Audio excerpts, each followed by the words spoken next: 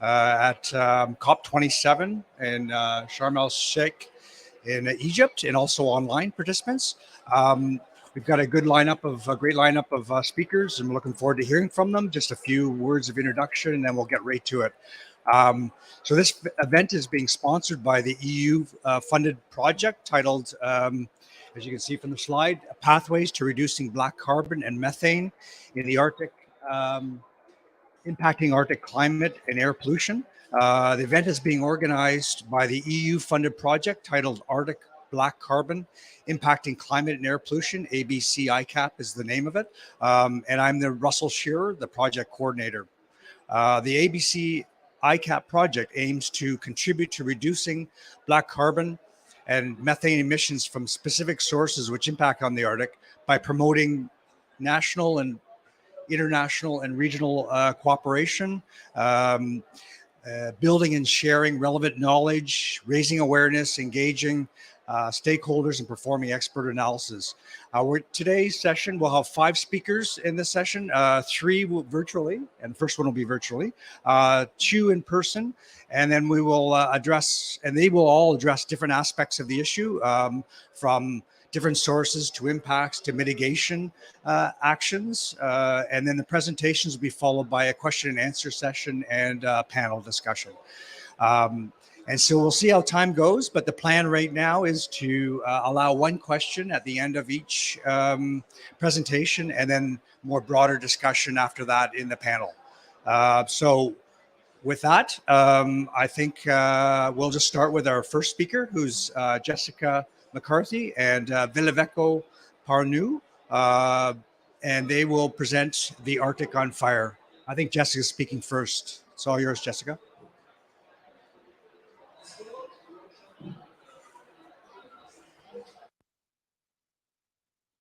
Thank you, Russ. You look quite tan. I hope everyone is there, having a great afternoon.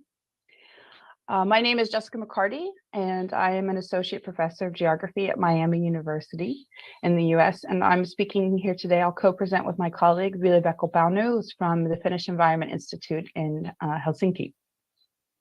We want to talk to you about the current situation of wildland fire in the Arctic and the Boreal. Some key takeaways for the audience and for policymakers that there is an increasing trend of fire activity and fire emissions above 60 degrees north globally since the mid-2000s. In fact, we see more fire at 60 degrees north sometimes than we do in the temperate zone. There are intercontinental transport of smoke and pollution that affects the Pan-Arctic already. This is not a future problem. And that future Arctic fire regimes will be more extreme, and this is mainly due to climate change, but there are solutions and pathways forward. In a review paper that our expert group on short-lived climate forcers of the Arctic Monitoring and Assessment Program published in 2021, pulled together from more than 250 peer-reviewed publications globally, we found 10 risk factors that are increasing Arctic fire risk and affecting the Arctic fire regime. Of these 10, 9 show an increase in fire by mid and late century. So this increase is happening now. And as you can see, there is a symmetry across the Arctic. The Arctic is connected. So what is happening in North America is also happening across the Nordics and Eurasia. It is not just our group that has found this. So Grid Arendelle published a really nice report in 2021 showing that climate change in the Arctic is also affiliated not just with increases in Arctic fire risk, but also black carbon concentrations and deposition. As is visualized here, the purple shows our black carbon concentrations throughout a seasonal distribution of the red and slightly orange wildfire activity across the Pan-Arctic and Pan-Boreal. And that this black carbon is also affiliated with continuous permafrost extent, and what's really important for thinking about solutions, peat extent. Fire emissions are really important at the high latitudes. Extreme fire years, like in 2020, can outpace anthropogenic sources of black carbon, including things like flaring, emissions from transport, and even residential. And these sources of black carbon originate within the Panarctic. Here in this bar graph, we have split it by whether or not the fires are north of 60 degrees, which is a slightly lighter color, or north of 65 degrees. So this can be quite significant during extreme wildland fire years. While there is a lot of fire happening throughout North America, and sometimes even extreme fires, as we have seen in Sweden and Finland and even Greenland in 2017 and 2019, the majority of our fires are originating from Siberia and the Russian Far East. In fact, about 68% of all Arctic fire activity originates from the Russian Federation. And with that, I'd like to turn this over to my colleague, Ville-Pekka. Thank you, Jessica. As introduced, I'm Ville-Pekka from the Finnish Environment Institute. And a very recent example of these unprecedented fires in the Arctic is the activity in Alaska just this summer, as reported by Rick Thoman here. 1.3 million hectares burned in Alaska, which was the 7th highest burn area since 1950. And furthermore, Southwest Alaska witnessed unforeseen amount of tundra wildfires in that region. So we're getting new areas who are experiencing these extreme wildfires every year. Next slide, please. The smoke from these fires doesn't only affect the neighborhood of that fire. Finnish Meteorological Institute has a measurement station in the center of Finland, and they've been over there able to detect smoke coming from wildfires originating in Russia and from Finnish point of view beyond Moscow, so quite far away. Furthermore, smoke from fires from North America have been detected in Europe. So we can see that the smoke from these wildfires can travel intercontinentally and really large distances. And next slide, please. Therefore, we need Pan-Arctic collaboration to be able to meet the challenges of the increasing fires in the Arctic. This means large networks for collaboration, research and sharing of new technologies, and taking into account how human activity impacts these fires now and in the future. Our project, the APC ICAP, has begun this work by organizing webinars between European and North American fire experts already. And we plan to build on these activities and networks to go forward to fight the increase in Arctic fires. Thank you very much. Thank you. Over to you, Anna.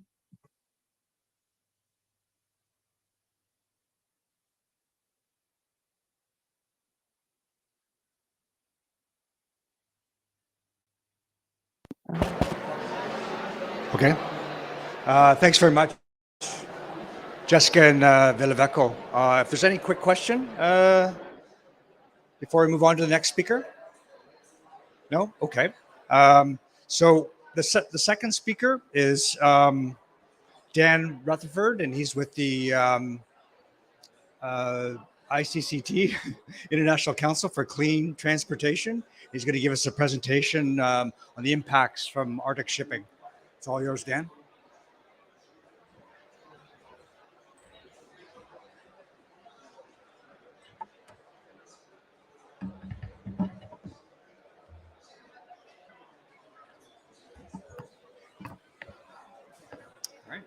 Great. Thanks, Russell. And I'm very happy to be here to talk about some research that my colleagues at the ICCT have completed about the impact of black carbon emissions from ships in the Arctic, and then measures to mitigate those. As a bit of background, I lead the aviation and shipping programs at the International Council on Clean Transportation. We're a research-based nonprofit that advises governments worldwide on how to better control emissions from all of the major modes of transportation. So today I'll be talking to you about recent trends in black carbon emissions from the shipping sector, why these are an important both health pollutant and climate pollutant, and then walk you through 3 recommendations for policymakers on how to mitigate their impacts. Next slide, please.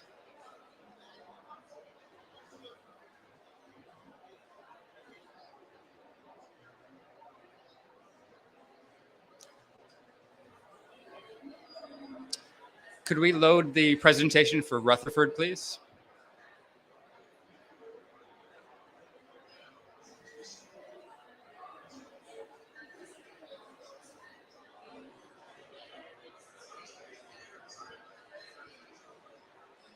All right, next slide, please.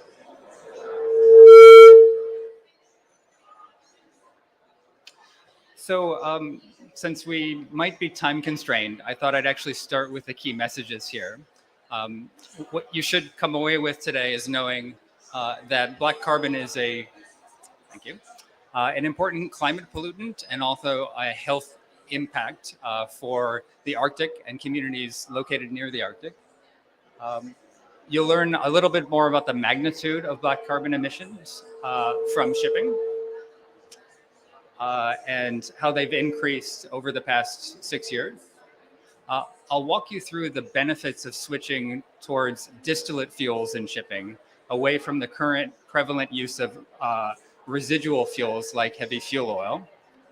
And then I'll talk you through 3 concrete proposals to governments for how to mitigate the impact of these emissions.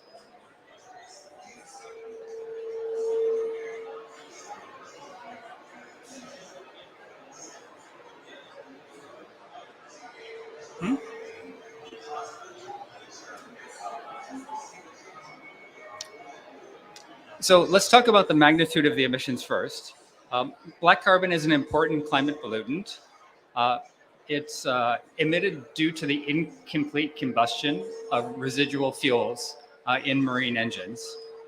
Depending upon the timescales of the metrics, black carbon is responsible for between 7 and 20% of the total climate impact of shipping emissions.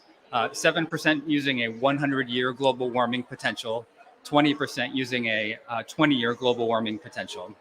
According to IMO's 4th greenhouse gas study, black carbon emissions from ships increased by about 12% from 2012 to 2018. Now, black carbon is not only a climate pollutant, but it's also a health hazard. The solid particulate matter that ships emit, which includes black carbon, were estimated to have caused more than 6,000 premature deaths in 2012 above a 40-degree north latitude.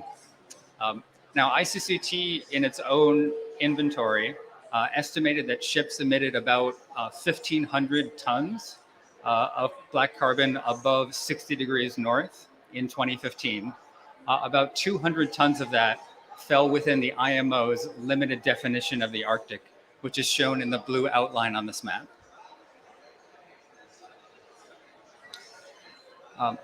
Unfortunately, the black carbon emissions from ships have been increasing even more rapidly in the Arctic than the global average. The left panel on this chart shows how much black carbon was emitted from ships within IMO's Arctic, specifically from heavy fuel oil.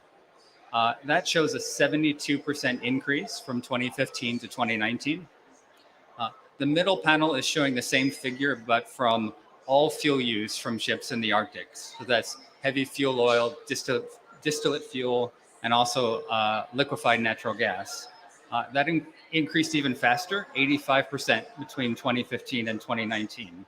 And this compares to a global increase of only 8% over that 4-year period.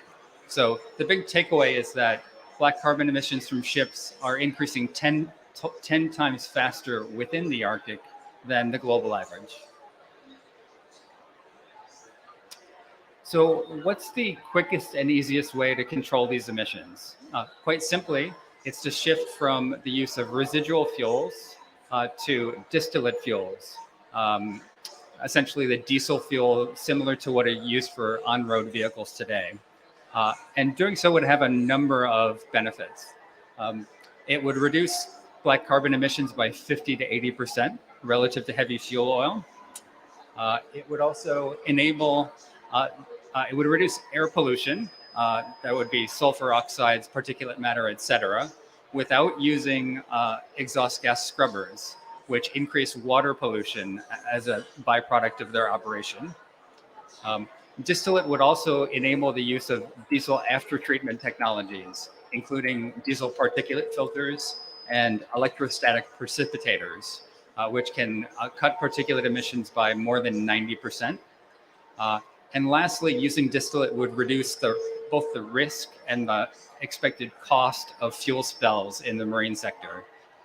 According to our estimate, cleaning up a distillate spill costs about 30% less than cleaning up an equivalent spill using low sulfur fuel oil, and 70% less costly than cleaning up an HFO spill.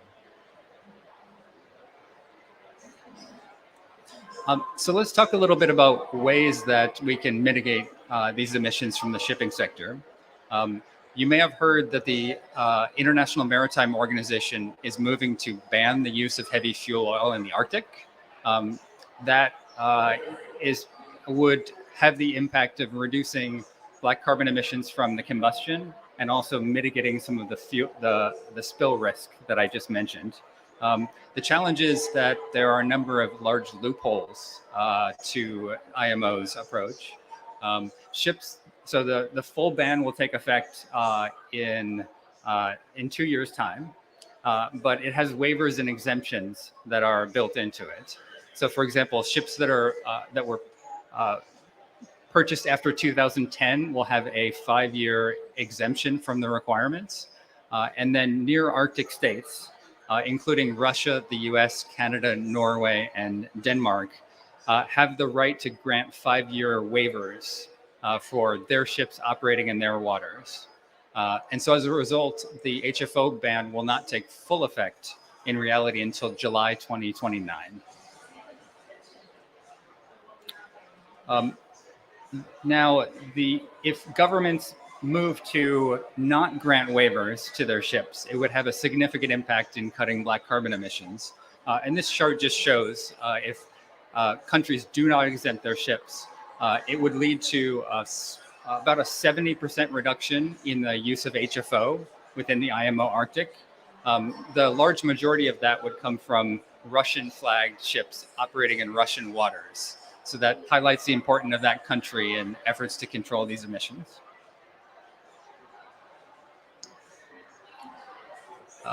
Overall, if the full exemptions and waivers are granted, we estimate that the HFO ban would still allow about 3/4 of the HFO fleet to operate in the Arctic through 2029. And the policy would only reduce HFO carriage by 30%, HFO use by 16%, and black carbon emissions by 5%. So you can see that there's a lot of room for improvement if IMO does go and eliminate these loopholes. The second policy that could be refined to control these emissions is in Europe. Under the Fuel EU Maritime proposal, Europe is proposing a goal-based approach to reduce the carbon intensity of marine fuels for ships that are operating to and from its ports. Currently, Fuel EU Maritime does not include black carbon emissions, and a simple step that Europe could take to reduce the impact on the Arctic is to, in essence, require the use of distillate fuels for voyages that are leaving its ports and operating within the Arctic region. And that could reduce black carbon emissions from those voyages by between 50 and 80%. The final policy recommendation is pretty simple. The International Maritime Organization has a series of climate standards for ships that are currently all based on either a fuel consumption or a carbon dioxide basis only. They do not include other short-lived climate pollutants, including black carbon, methane, and nitrous oxide. So this approach has a potential to promote fuels that emit less carbon when burned, but emit larger amounts of these co-pollutants. And as a result, the net climate impact can actually increase from their use. So there is a paper into the next MEPC meeting from the Solomon Islands Pacific Environment and the Inuit Circumpolar Council to reform IMO's approach and do a full life cycle assessment of all relevant pollutants. And this would help avoid some of the unintended consequences I just mentioned. So that's all for me. Just those 3 policy recommendations for people to think about as we start to address these important impacts from the shipping sector. Back to you, Russell.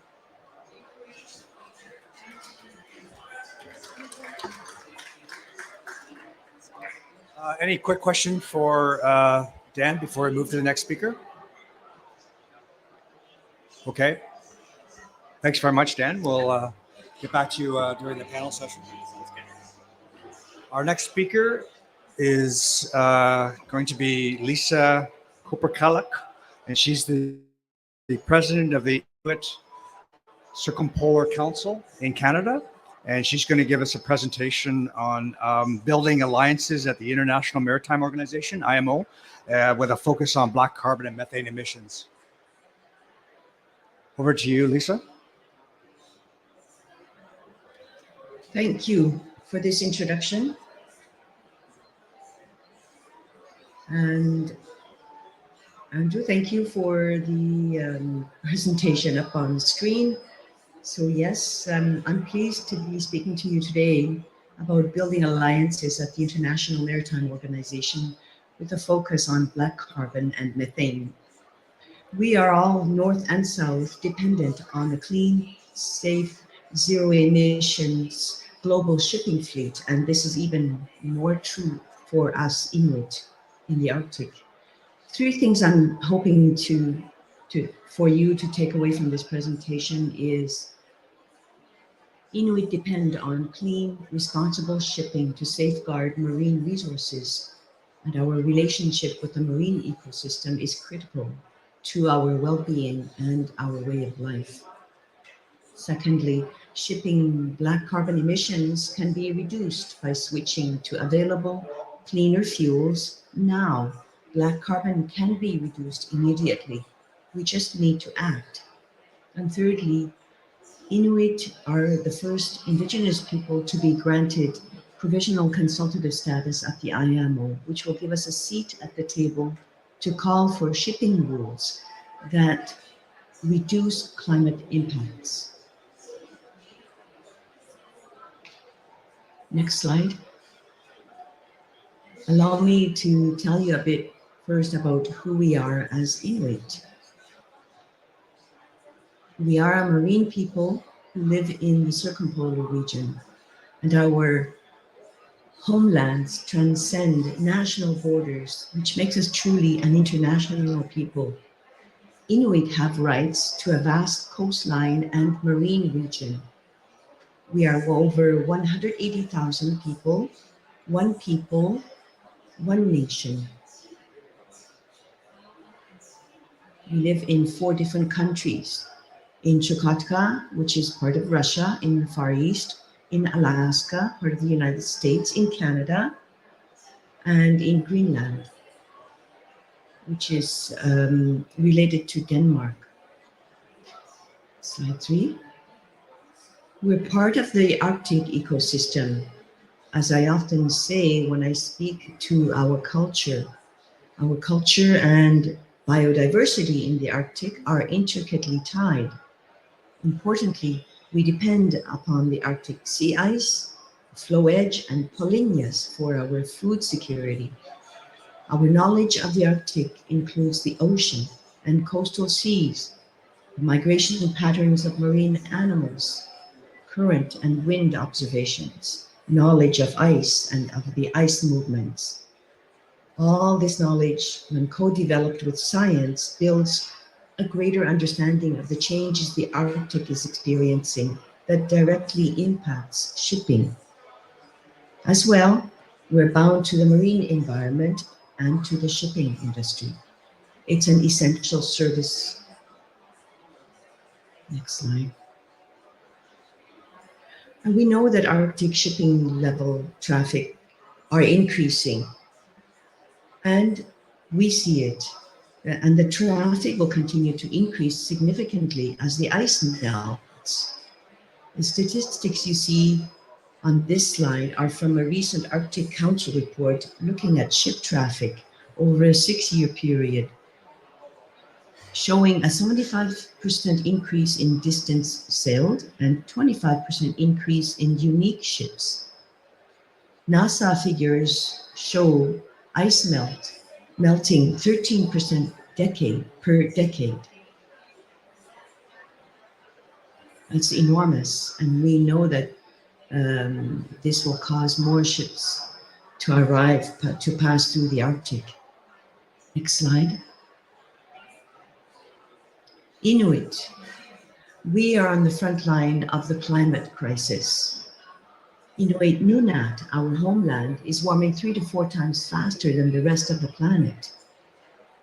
As the recent IPCC report has outlined, loss of ecosystems and their services has cascading and long-term impacts on people globally, especially for Indigenous peoples and local communities who are directly dependent on ecosystems to meet basic needs.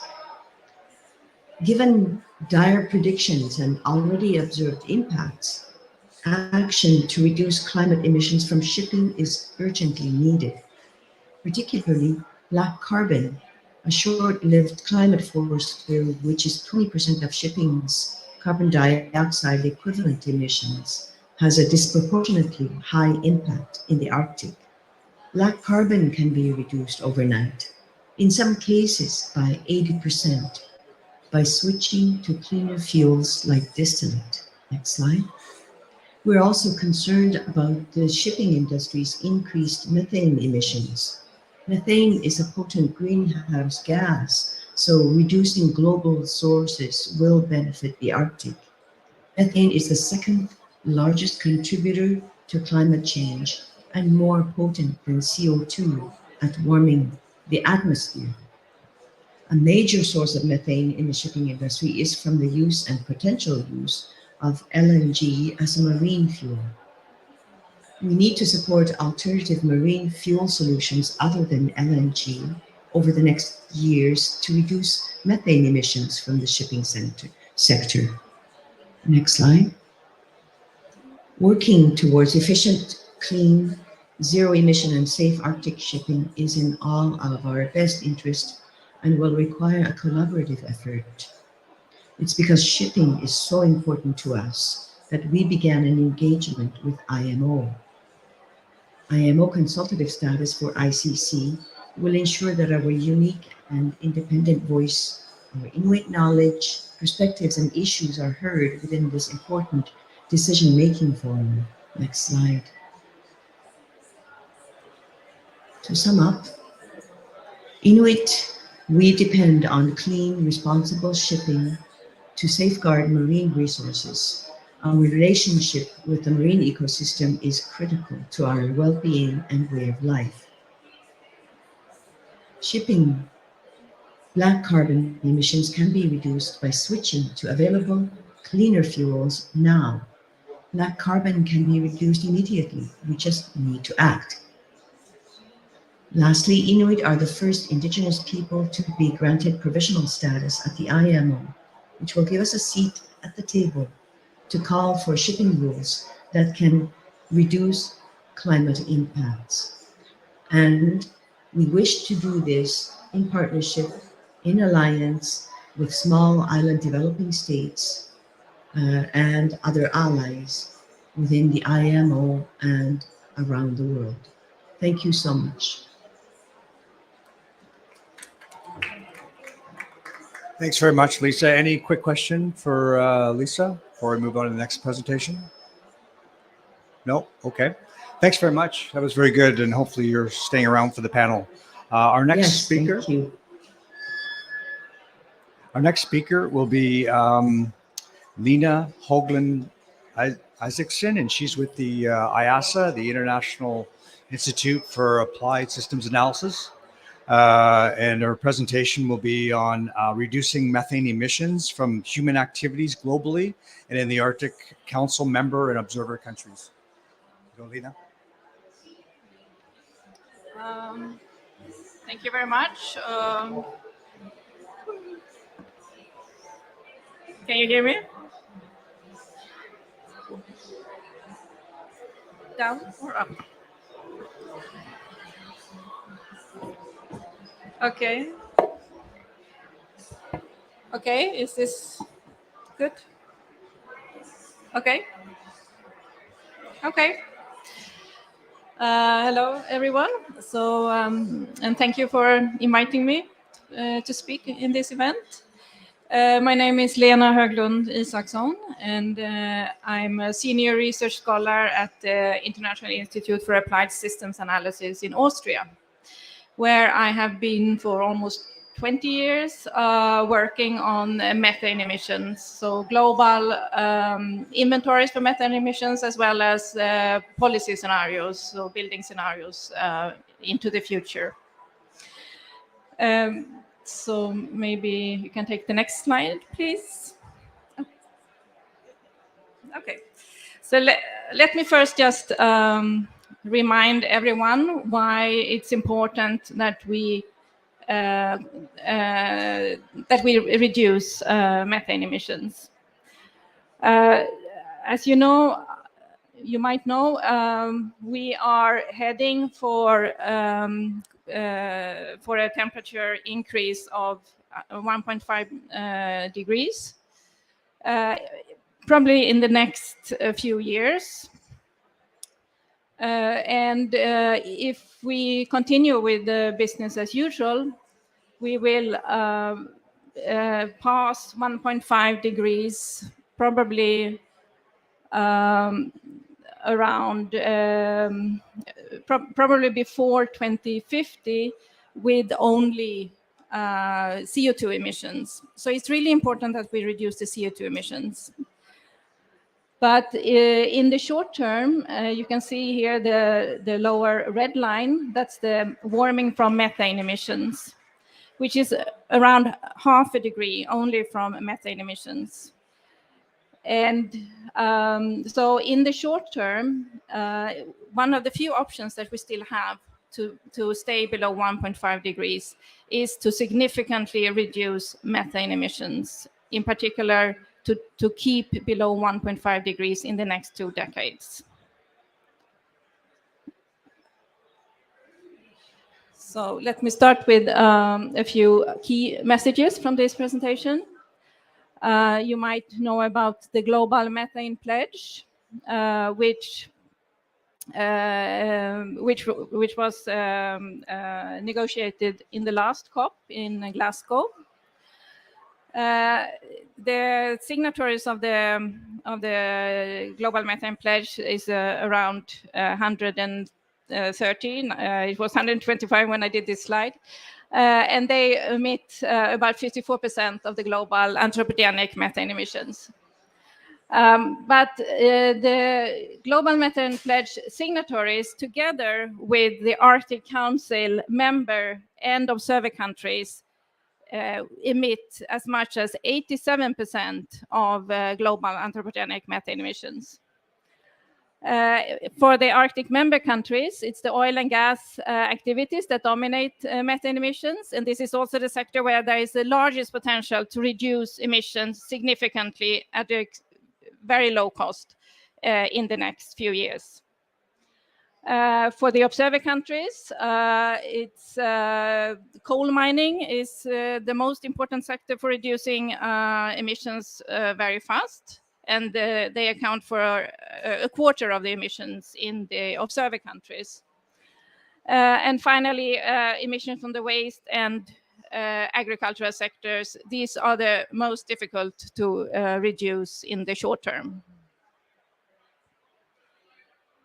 So this picture shows now the total anthropogenic methane emissions. And the green one is the emissions that are from the signatory countries of the Global Methane Pledge. And as you can see, I don't know if it's possible, no. If you can see in the right graph, these countries, if they follow through on the pledge, which means reducing collectively reducing methane emissions by 30% between 2020 and 2030. And if they follow through on that, then they will be able to reduce, that's the slope of the green to the right. And it would mean then that we come to a emission level that is comparable to the level where the world was in 2010.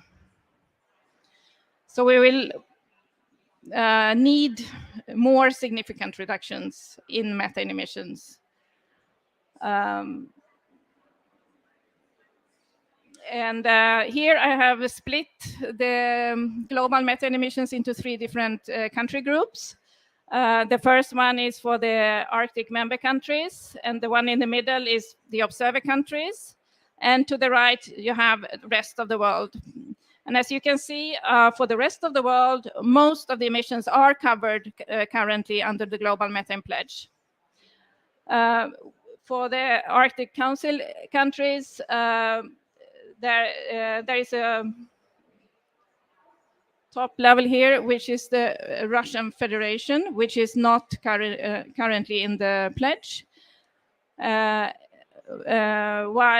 So the dominating countries here is the US and Russia. And for the observer countries, you can see that the major players there that are not in the pledge, it's India and China. But if we would combine these emissions, so the ones that are under the Global Methane Pledge with the Arctic Council member and observer countries, we would cover 87% of the global methane emissions. So the Arctic Council could be a fora here for pushing for more methane reductions in these countries that are currently not the major players who are not currently in the Global Methane Pledge, whether it's under the pledge or through some other kind of arrangements. So let us look at also where the different sources are for methane emissions in these 3 groups. As you can see, it's very region specific where methane is actually emitted. In the Arctic member countries, emissions from oil and gas systems dominate emissions. In the observer countries, you can see that there is significantly more from agriculture, in particular rice cultivation, but also from coal mining. And lastly, in the rest of the world, we have then a lot more from the agricultural sector. But in both the observer countries and the rest of the world, we also have very rapidly increasing emissions from the waste and wastewater sectors. And these are the potentials for reductions in the short term. So meaning that the potentials for reducing emissions using existing technologies.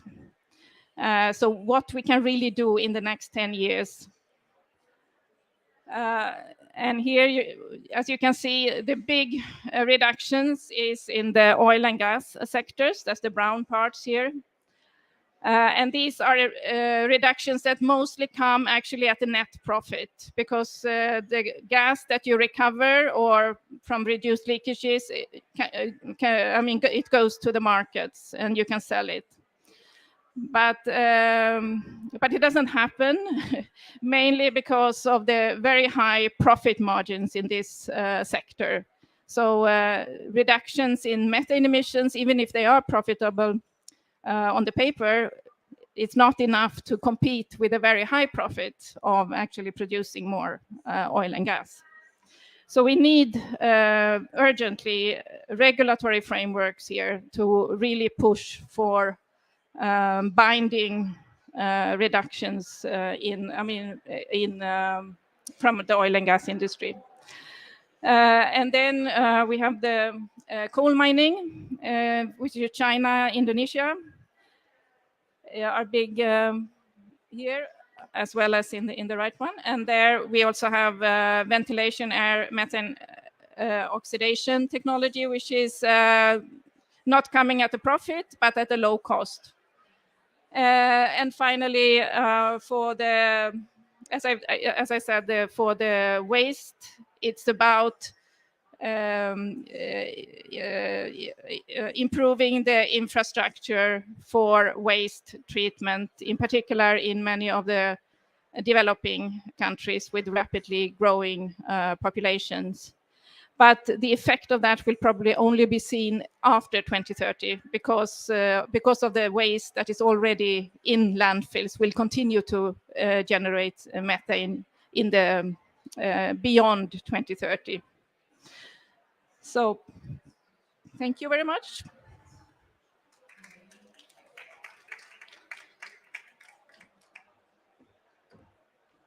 Thanks very much. Thanks very much, Lena. Any quick question for Lena before we move on to our last speaker? Great. Thanks very much, Lena. That was very good, and hopefully you'll be able to join us for the panel discussion. Our fifth and final speaker is Irina Isakova, and she's with Carbon Limits in Norway, and she's going to give us a presentation on reducing emissions from the oil and gas sector, lessons learned from the last decade. So Irina will be joining us online. Well, that's me. Hi, everyone. There you go. Can you hear me okay? I assume you can. And I'm seeing my slides in the distance, so excellent. Hi, everyone. And first of all, thanks a lot for being able to participate in this event and to present the lessons learned by Carbon Limits, working in the oil and gas sector over the last many years, but today I'll focus on the lessons learned over the last decade. My name is Irina, and I've been with Carbon Limits over the last 7 years, watching the changes happening, the ones I'm going to be talking about. Our company is a climate consultancy based in Norway, and we focus on climate mitigation with a specific focus on the oil and gas sector. So, like the other speakers, would like to start with the key takeaways first and come back to them throughout my presentation. First of all, from what we observe, there is important progress that is happening already in the oil and gas sector when it comes to short-lived climate pollutants, in particular methane, black carbon, particulate matter, and so on. Many of the sources are being addressed, many of the sources of emissions are being addressed, but we see very drastic changes and differences between the different regions and countries. This is something that Lena has also been presenting in her previous presentation. At the same time, we see new technologies for emissions monitoring, and here in particular, I'm thinking of methane, emerging and available to the stakeholders, and access to this data can enable better decision making. So there is more information available to plan and strategize and develop mitigation plans which allow companies and countries to act quickly. But at the same time, this needs to be coupled with more capacity building because the level of knowledge and understanding of these technologies is different across different regions. And also, as Lena said, more focus on policy implementation, and I'll come back to that. And finally, again, maybe more on the methane side, the issues of methane emission in the oil and gas sector is quite complex. There are multiple sources. They are not visible to the naked eye. There is many research papers coming out weekly, I would say, on this topic, many new technologies being available for monitoring and mitigation, which makes it complicated for operators in certain regions to follow these discussions and to be able to prioritize them. So I would like to start with one large category of emission sources in the oil and gas sector, which is flaring, which I'm sure all of us are very familiar with. Flaring, emissions from flaring of associated petroleum and gas, APG, have been around for the longest time and have been in focus for many years now. Unfortunately, as you see from the graph, the last decade has been called a decade of stalled progress on flaring, because this black line that you see here, it's stabilized after reducing. And what you see here is not the overall emissions from flaring, but rather flare intensity, which means amount of gas APG flared divided by the amount of oil and gas produced in the different countries. So we see that flare intensity has flattened out, we can say, but it doesn't mean that certain countries have not done a lot to reduce their emissions. Actually, there are quite a few success stories across different regions, and here you have a few examples of US, Canada, and Colombia been able to drastically reduce their flaring intensity from their oil and gas operations. We are talking about 50 to 70% reduction over the last 10 years. They have a few, They have a few common traits for the success stories that we're observing. All of the countries managed to have strictly enforced regulations. And here we're not only talking about strict regulations, but also following up on these regulations being enforced properly, which often means having enough administrative capacity and resources to follow this up, and also having some penalties for non-compliance with the regulations. In addition, common trait for these countries is that they have a domestic gas market that incentivizes associated gas recovery. And this can manifest itself in many different forms. But for example, associated gas can have preferential access when it reaches the transmission gas pipeline, or it can mean good market conditions in terms of price for this gas and good remuneration to the operators that actually recover the gas. So seeing both the success stories, but also the stalled progress across other countries, we think that there is still quite a bit of work remaining to be done on addressing flaring. So one of the items on the to-do on the next steps is to continue focus and pressure by the international capital markets and consumers to address emissions from the oil and gas sector. We are already seeing this now. We are seeing that the buyers of oil and gas products, as well as investors in these industries, they're increasingly looking for better reporting and better action planning from the oil and gas sector. And we believe that it is important to continue to put this pressure onto the oil and gas sector to reduce further their emissions. And if they cannot be reduced immediately, then to have an actionable plan on how they're planning to do this in the future. Another step that we see very important is to focus on enforcement of already existing regulations. Many countries have in place quite strict regulations when it comes to flaring. Many ban flaring, so routine flaring, as part of normal operations. Many have high fees for flaring or for emissions that are produced as a result of flaring. Yet we see that they're not properly enforced everywhere. So focusing on making sure that there is sufficient administrative resources and also the punishment for non-compliance in place should ensure that the existing regulations will be enacted and will lead to the results that we're expecting. And then finally, focusing on financing barriers for gas flare utilization can also be one of the next steps. Many of the large flares have already been addressed. So many of the flares that we are observing now are of medium and small scale. There are still large flares remaining as well, but many are of smaller scale, which makes the economics of these projects quite challenging because in order to utilize APG, you need large investments in gas processing infrastructure and also sometimes gas transportation infrastructure in order to bring the gas to the market.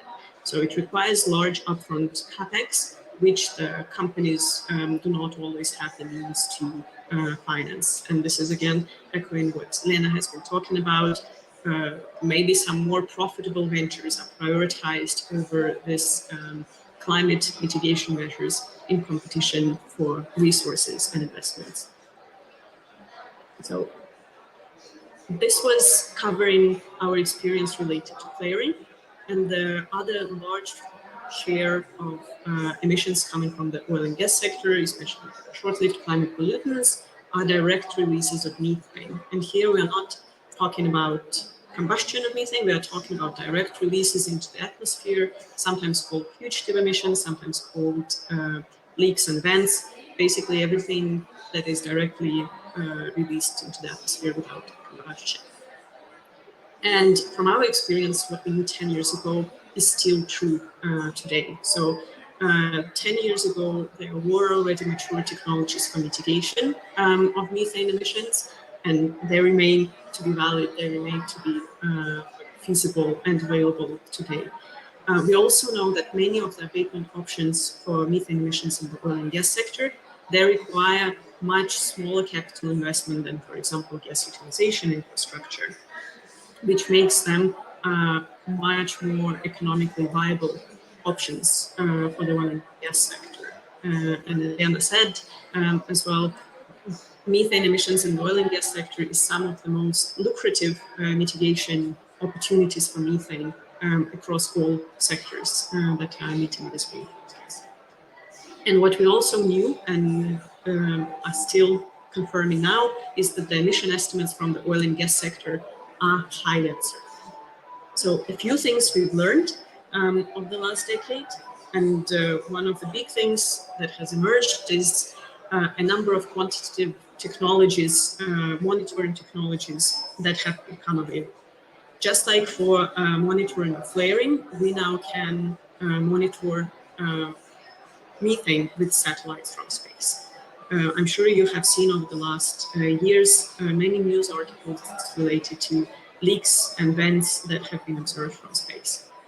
This is important because remote monitoring allows us to make some new conclusions about the nature of emissions, methane emissions from the oil and gas sector. And what we are seeing is that there is high variability in emissions from the oil and gas sector.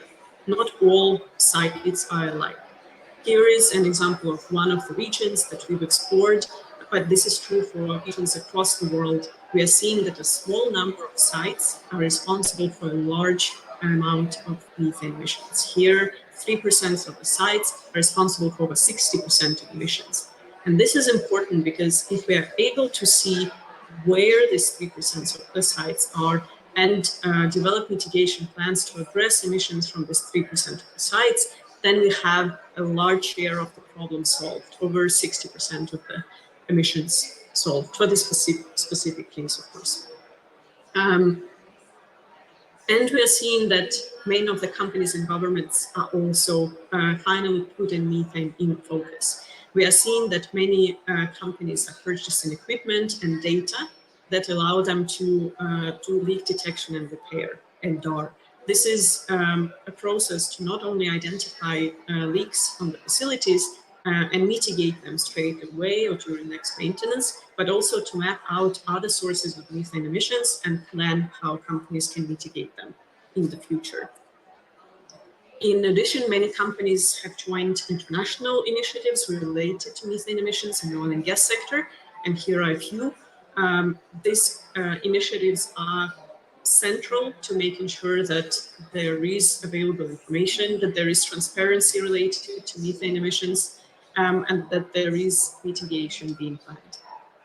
And finally, on the government level, the methane emissions are being addressed through regulation. We are seeing a few successful examples of not only implementing regulation, but actually already enforcing it. So on the way for methane, we also believe that we need to accelerate action. We see successful examples of mitigation happening both on the company level and on regulatory level, on the country level, but we need to act quickly. So we have 85 months left before 2030, and in order to achieve 1.5 degree target that we're all aiming for, methane emissions should be reduced by 40 to 45%. And oil and gas sector, as Lena mentioned before, is the only sector where the majority of the methane emissions can be reduced cost effectively. This means that we can mitigate most of our methane emissions globally through oil and gas sector, and we have to do this quickly. I want to conclude by saying that the actions need to be global. There are regional and country examples of successful actions on this already, but it's not enough that one or two countries lead the way. We need all of the major oil and gas producing countries to do their bit in order to mitigate methane emissions. Thank you for your time.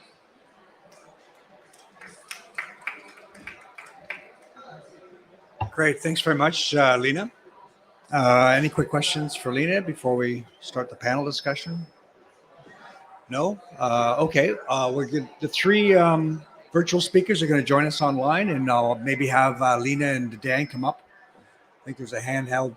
Okay, there's a handheld mic. I think you'll be able to respond to as you would like. Oh, there we go. We found it, Lena.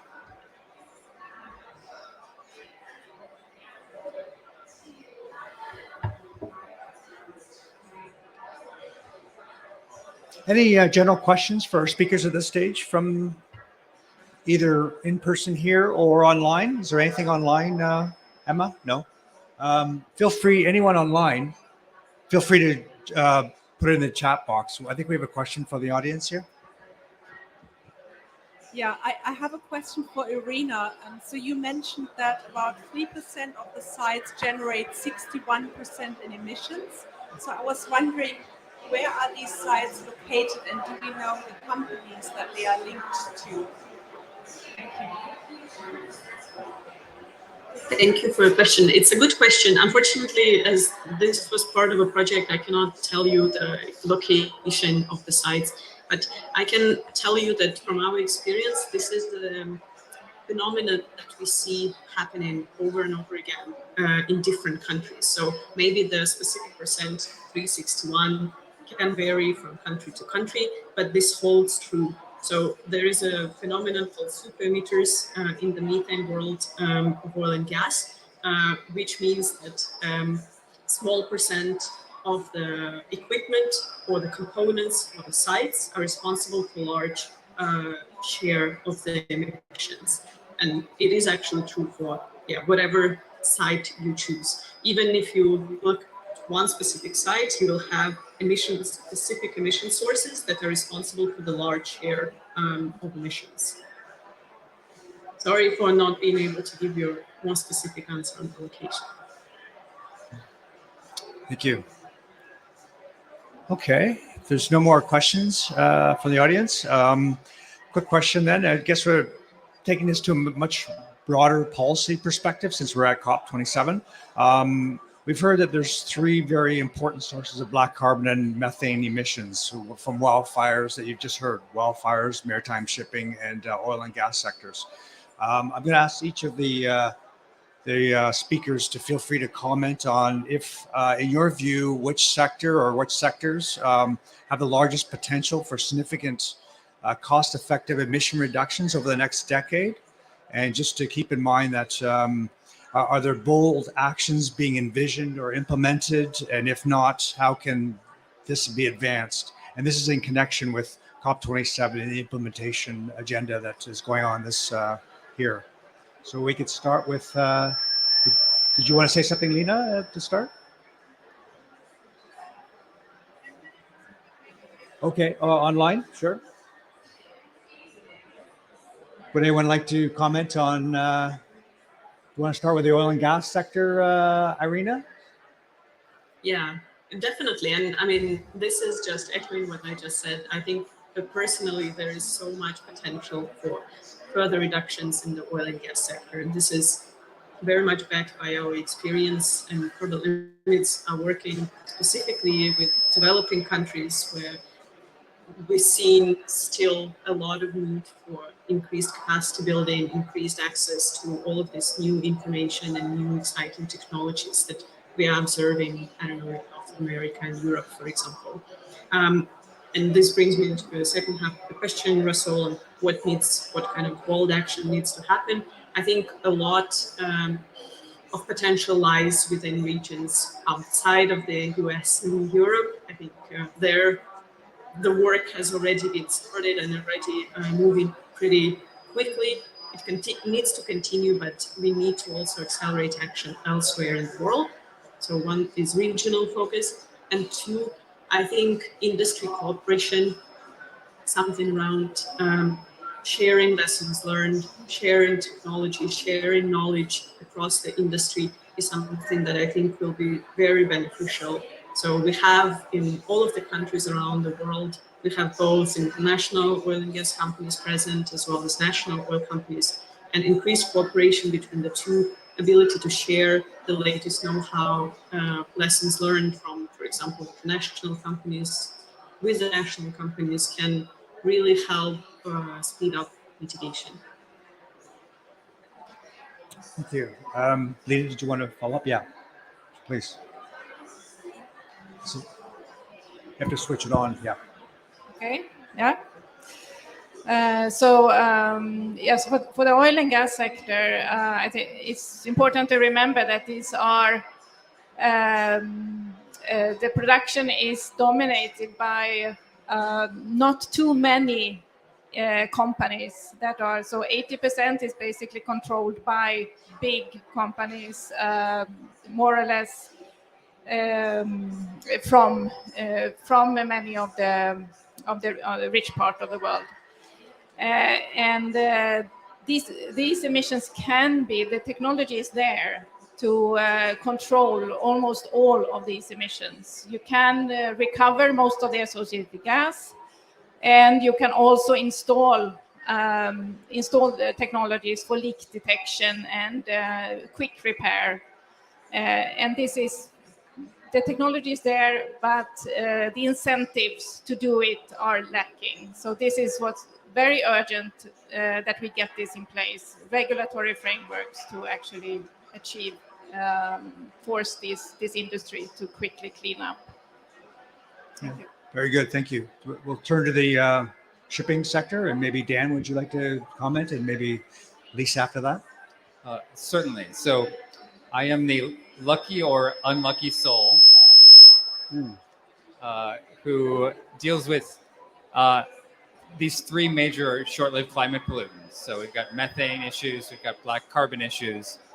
We also potentially have nitrous oxide issues if ammonia engines are brought into service in the marine sector. So it's less about bold action in my mind. It's more about a paradigm shift. To date, the marine sector has been basically the dumping ground for the lowest quality fuels available. That's what HFO is.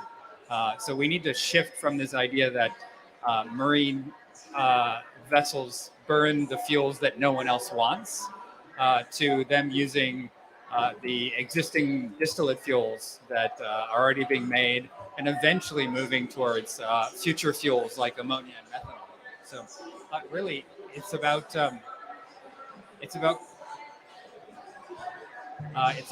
cutting the use of HFO.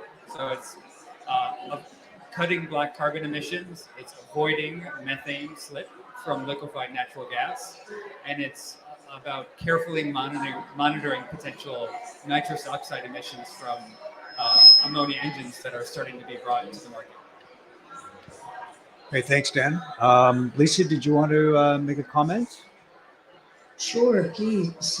I'd love to. So, as I said in my presentation, I think one thing that can certainly be done is to have a mandatory measure to switch away from heavy fuels to distillate, and having our voice at the IMO is important to reiterate the point to do that. So I think having this voice will allow us to voice this over and over again at the IMO. So having a seat at the IMO for us is very important to constantly say so. So I think that's one thing that I can say as an Indigenous person and as the first Indigenous organization aiming for a permanent seat at the table at IMO. Thank you. Thank you, Lisa. Actually, Jessica or Villaveco, did you want to comment on the wildfires? I'll start, and then I'll see if Rebecca wants to add something. I think in general, across all countries, people sometimes feel powerless about wildfires and how to do wildfire management, and think that there aren't solutions, and there are. You know, in the Arctic and the boreal, you know, we know that some scribe burning, that indigenous cultural burning is really helpful for reducing fire risk, for maintaining the health of the biodiversity, and can even be beneficial for reducing permafrost thaw if an extreme wildfire comes through. We can't control lightning. We can control, lightning is of course one of our ignition sources, but humans are still the main source of ignitions in the Arctic and the Boreal. So we have, policy management and community solutions to reducing wildfire risk and extreme wildfire danger. That means changing our mindsets, that we can actually thrive with fire and not just live with it. It's not cancer. It's not something we have to shoulder through. That fire is a part of our earth. It's a part of our environmental systems, and it's a part of our human systems. And that's okay. And we should be looking at ways to reduce the impacts of black carbon and methane emissions. And what's really important, we didn't talk about it in our talk, but of course, I know at the Chrysler Pavilion, there'll be other presentations and have been other presentations about why permafrost and methane emissions from permafrost fall because of wildfire impacts is so important. We actually don't need any high-tech tools. We don't need any high-tech solutions to manage and thrive with fire. We just need to reinvest in our communities and to change our mindsets and know that we can still thrive with fire. And that will include things like enhancing how we do wildland firefighting if an extreme fire happens, but it also means prevention of fire in the future and working together. And I guess with that, I'll say, I feel Becca wants to talk about collaboration, but I do think collaboration is really important for that. And ABC ICAP has been a very nice project to be able to collaborate across North America and Europe. Yes, I can just basically highlight once again what Jessica already said, but that there are solutions already, and there's a lot of experience on this fighting these fires and the ignitions and whatnot. And looking to the future, and not necessarily even too far into the future, we are expecting new regions to get more fires, experiencing more fires. There's a lot of areas, a lot of people, a lot of expertise already on how to fight these fires. So these new regions could already now kind of take these lessons learned from the areas which have experienced these fires and how they've dealt with them and what they've learned. To already kind of be prepared for the future where we expect these things to be more common in new areas as well. Thank you. I think we've heard from all three sectors now, so that was very helpful. In terms of follow-up question, any questions from the audience here, both in person or online, for anything that our speakers have mentioned? Okay. I know we touched on this already, but we're just looking at what are the key hurdles preventing immediate actions to reducing black carbon and methane in all these sectors. We've heard that there's technical measures that already exist to reduce black carbon and methane emissions, but is there enough incentives, like economic incentives, to reduce the emissions? And if not, what can be done now? And this is an important consideration because there's an immediate need to address these short-lived climate forces at this time. And we're just trying to understand what the key hurdles are to take this to the next step for immediate action. Looks like Lena would like to say a few comments here. I can comment on that. One hurdle is that the monitoring technology, where we are now, for methane emission, it's only in the last few years that we have actually been able to monitor methane using satellite images. Before that, it's possible to measure methane in the atmosphere, the concentration, but of course then we don't really know where exactly it's coming from. And then you can also measure it directly from sites, but of course then you are limited to in time and locally to the place. So something that, but the satellite technology is very interesting because it's developing very rapidly now. Right now we can only see the really large events. So roughly 10-15% maybe of the really largest of emissions. So, but to increase that to coming to 90-100%, we will need other. There are these nano satellite networks that we hope will be in place in maybe 2, 3, 4 years from now. That would be able then to cover much more of the emissions. Thank you. Dan, did you want to comment as well? Certainly. So I think the question was originally about economic incentives. There we go. What we're facing in the maritime sector right now is attempts to shift from fossil fuels to future fuels. And those will be low carbon fuels, including ammonia, hydrogen, potentially e-methanol. And all of those fuels will have a significant price premium, especially in the near term. So in essence, we're starting to see regulations that will drive those future fuels. At the same time, we do know that distillate fuel is going to be a much cheaper fuel for the foreseeable future than any of those future fuels. And it will have significant benefits in black carbon reductions. So really, the incentive is already coming in the policies that will promote these future fuels. We just need to make sure that the life cycle accounting is done properly, that stretches across not only CO2, but these other co-pollutants. And I do suspect, I mean, it won't be the long-term solution, but in terms of a bridge fuel towards these future fuels that will really scale after 2030, the incentive for distillate should be there. We just need to get the accounting of these other climate forces correct. Very good. Thank you. Lisa, did you want to comment, or we'll come back to another more relevant question for you on human health, if you like, at the next question? Did you want to comment right now? Next question. Thank you. Okay. I really liked the last answer to the economic incentives question. Thank you. Okay, no problem.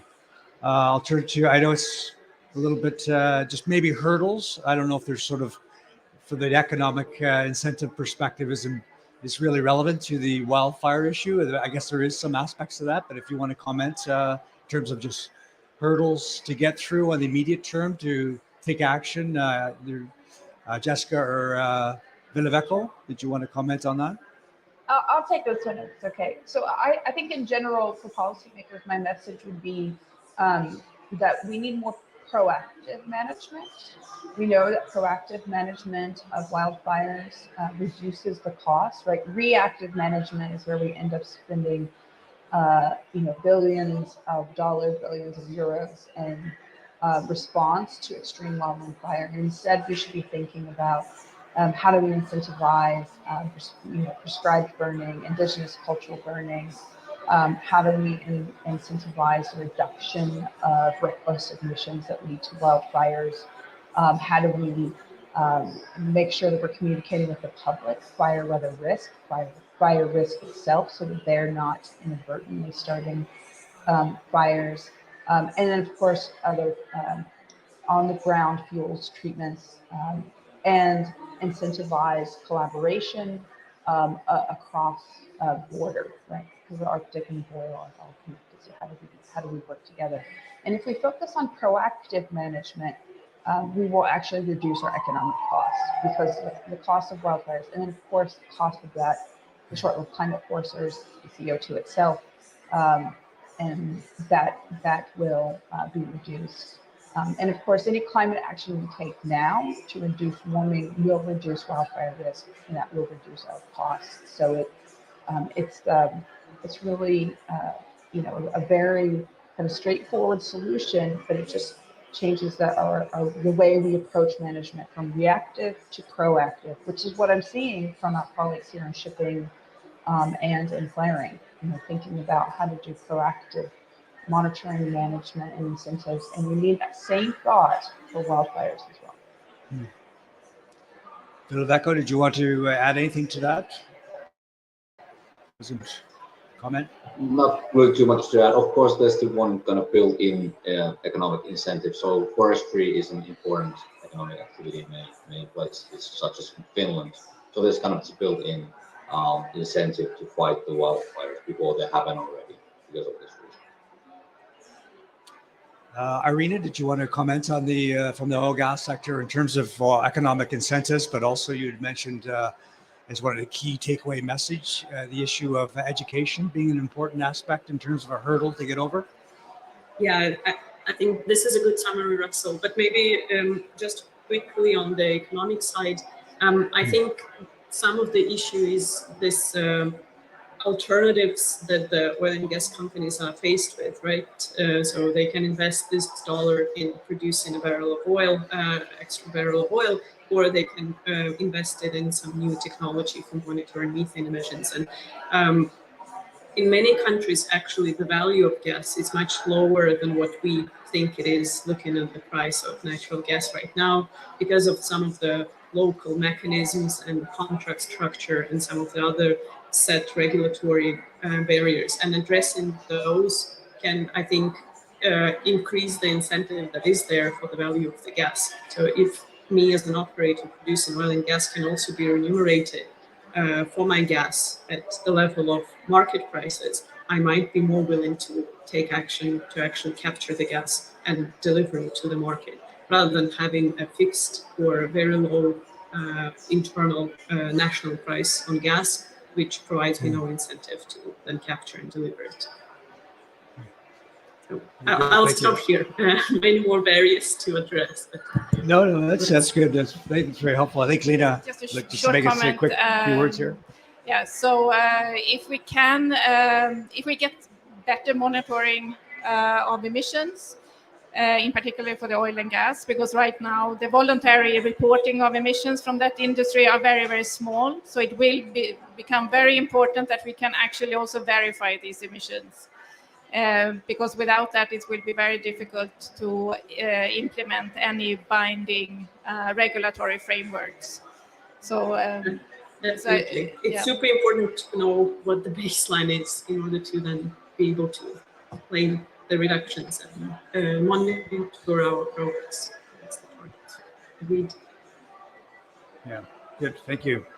I'm going to turn to Lisa for this next question to comment on. In terms of what are the costs of inaction, both from a black carbon and methane perspective. I mean, Lisa provided us with a very effective presentation on the painting a human face to these issues. And we're just looking at how human health impacts are being taken into account when considering taking actions, immediate actions on black carbon and methane. Air pollution plays an impact here, not just the climate change, certainly taking a lot of the attention, of course, on these issues, but certainly air pollution impacts are important from a black carbon emissions perspective in particular, being major concerns, especially to Antarctic indigenous peoples such as Inuit. So maybe I'll just turn to Lisa to say a few words. What can ICC and other indigenous peoples get more involved in terms of the decision-making process and policies to control emissions? Sure, thank you. There's so much more that can be done for sure. There's regulations that can you know, the shipping industry has to follow. For example, below 60 degrees, there are emission control areas, but above 60 degrees, there isn't. So that's a huge discrepancy. I mean, there are people living above 60 degrees, so I couldn't understand why emission control areas wouldn't exist also above 60 degrees. There was a ban of heavy fuel oil in the Antarctic, but not in the Arctic. So there's, you know, unequal treatment depending on the regions. And with the increase of shipping above 60 degrees, because of the melting of ice, there should be emission control area introduced for ships passing through the Arctic as well. So I think that's the main thing that I can say for now, that is lacking at the IMO right now. So I think that's something that we really need to look at, and that ICC pushes, will continue to push for. Thank you. Thank you. Mhm. I think that's going to be a wrap for our session here. They're planning for our next session coming up very quickly. So I just want to make the last comments here and just want to thank all of our speakers for their presentations as well as the panel discussion. They did a very, very good job. So maybe a round of applause for our speakers, both online and in person. I'd like to also thank our ICC organizers, Pam, Emma, and Amy. They've done a great job.